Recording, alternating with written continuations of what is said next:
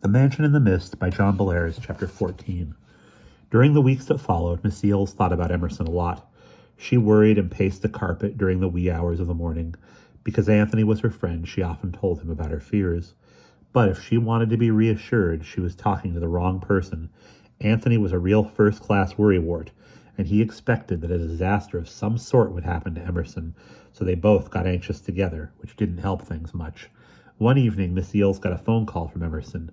To her great relief, he seemed to be all right, though it was clear from the sound of his voice that he was discouraged. He had expected to find playing cards hidden away in some secret compartment of the desk. But there weren't any cards, as far as Emerson could tell. There weren't any secret compartments. He had had the desk X-rayed, and there were no hollow legs. The drawer was just a drawer, with no false bottom or sliding panels. Without the cards, the desk wouldn't do anything for him. Emerson was convinced of that. And why was he so sure that he would need the cards shown in the painting? Well, he had examined the leather top of the desk and had found rows of pinprick holes. 4 rectangles were formed, one with each card. They were arranged this way.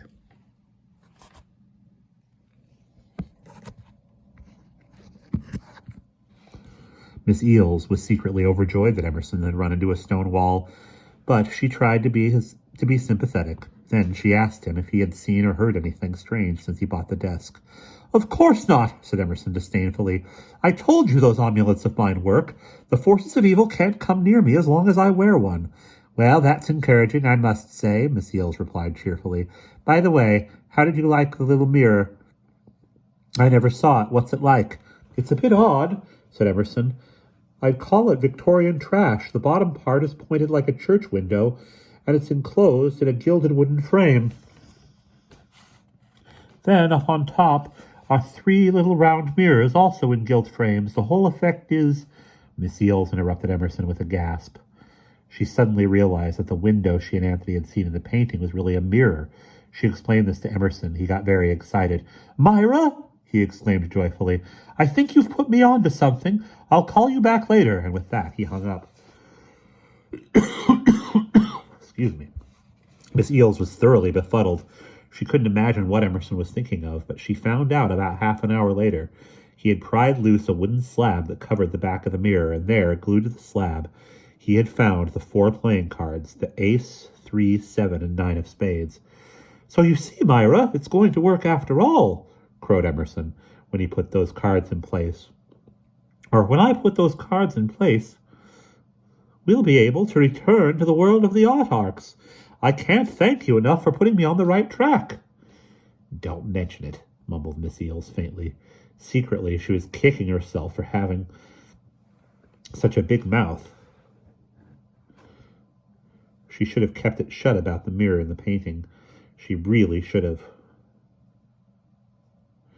"So, what are we going to do now?" asked Miss Eels warily. "Why, I'm going back to the autarch's world just as I said I would." Emerson paused, and his voice softened. He sounded gentle and coaxing, like someone who doesn't want to offend. "Won't you come with me, Myra?" he asked. "I said before that I need help, and I really meant it. There won't be any danger. With the amulets, we'll be perfectly safe, and I could use Anthony's strong arms to help with the digging." Miss Eels didn't know what to say. She still didn't believe that the desk of the playing cards could take them back to the autarch's world. But if Emerson's crazy plan really worked, they would all be at risk. She did not trust her brother's devil-may-care optimism. What should she say? "Are you still there, Myra?" asked Emerson. He was beginning to sound impatient. Yes, yes, snapped Miss Eels. "Give me some time, for heaven's sake." She chewed her fingernails and thought some more. Finally, she convinced herself that Emerson's plan couldn't possibly work, so she would volunteer to go along and bring Anthony with her. And when they were all left standing on Emerson's living room rug, she could say that she had done her best to be loyal and helpful. "Very well, Emerson," she said at last. "I'll go with you. So when are you planning to make this exciting trip?" "I'm planning to go this coming Saturday," he said solemnly. "Around 8 in the evening after dinner. I'll expect you and Anthony around 6. How will that be?" "I'll try," said Miss Eels, and with that she said goodbye and hung up. When she told Anthony about what had happened, he got very interested. "You mean we're really going back there?" he asked excitedly. Miss Eels laid her hand on Anthony's arm and smiled sadly. I know you're raring to go, she said, but if I were you, I wouldn't get my hopes up. We're just going up to Em's place to be polite. Anthony looked disappointed. You don't think it'll work, then?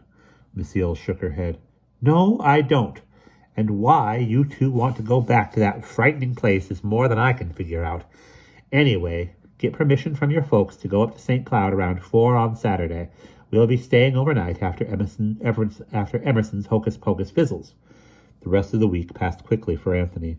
When he showed up at work at the library on Saturday morning, he had his suitcase with him.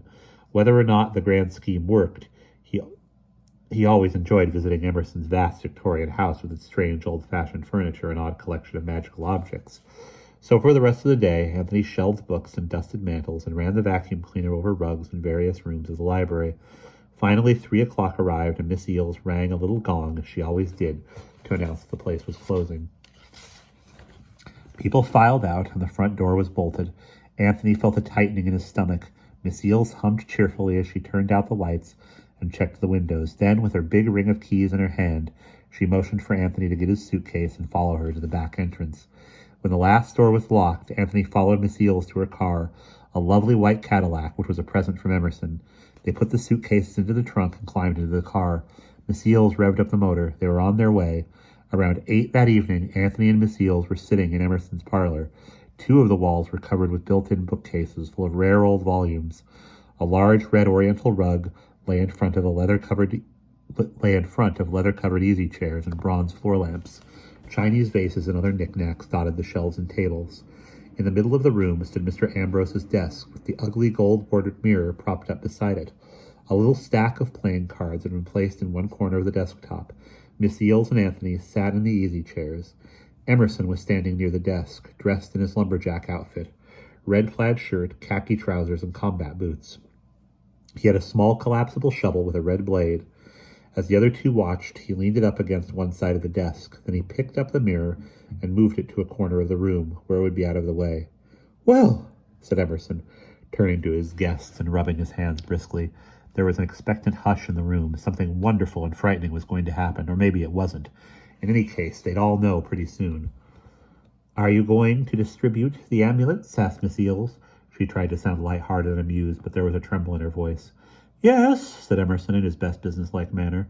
I'll just fetch the box, and you can choose the ones you want. He walked over to a long library table and picked up the mahogany case that he had had with him in the Canadian cottage. Opening the lid, he went to Anthony first. As before, Anthony picked the tiny Russian icon that hung from a braided gold chain. Miss Eales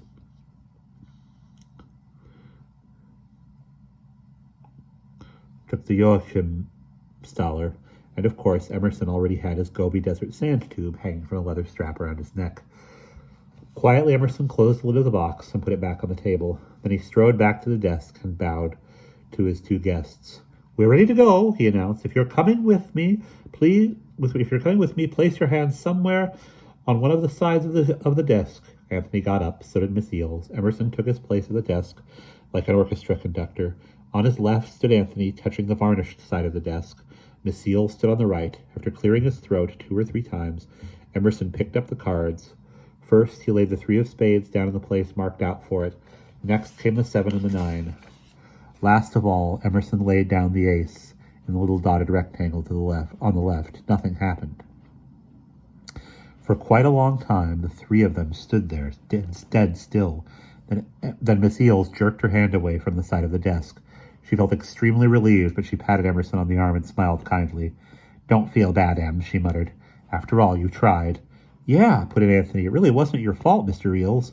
Emerson had not moved a muscle. His hand lay on the ace, and on his face was an angry and humiliated look. With a quick motion, he gathered up the cards and piled them on the corner of the desk. Then he lifted his hand and brought it down on the leather-covered surface with a loud slap. Blast it all! He exclaimed. I thought it would work.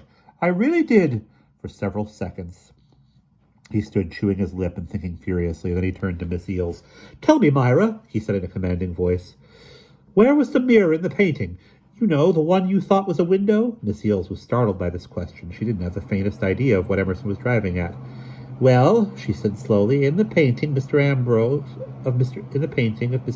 the mirror, the one that looked like a window, it was...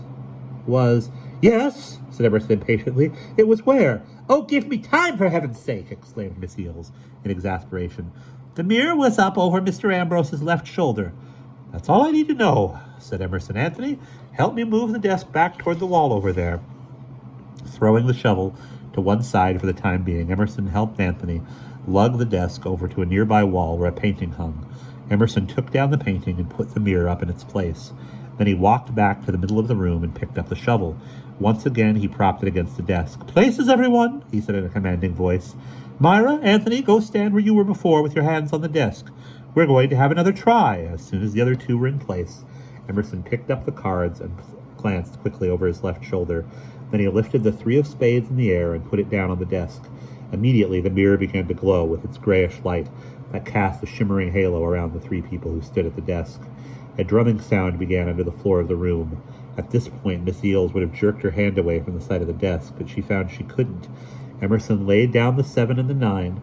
The light got brighter, and the drumming got louder. A vase on the library table rocked and then crashed to the floor, and several books fell out of a bookcase. Still remaining calm, Emerson lifted the ace dramatically in the air. He held it upside down, the same position shown in the painting, but as Emerson was about to lay the card down, Anthony let out a loud exclamation. Don't, Mr. Eels! Don't lay it down! It's a trap! Emerson was startled. With the card still held in the air, he turned to Anthony. For heaven's sake, why not? He asked. Because the ace of spades upside down is death, Anthony cried desperately. I read about it in a book somewhere. We'll all die if you put the card down like that. Emerson wondered, were they being set up for death by the evil Mr. Ambrose? Excuse me. After another moment of hesitation, Emerson turned the card around so that the big spade symbol and the word bicycle were right side up facing him. Carefully, he laid the card down. All of a sudden, a lot of things happened.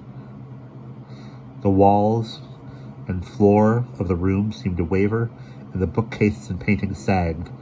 The drumming noise grew to a deafening roar as the blue light became a blinding glare.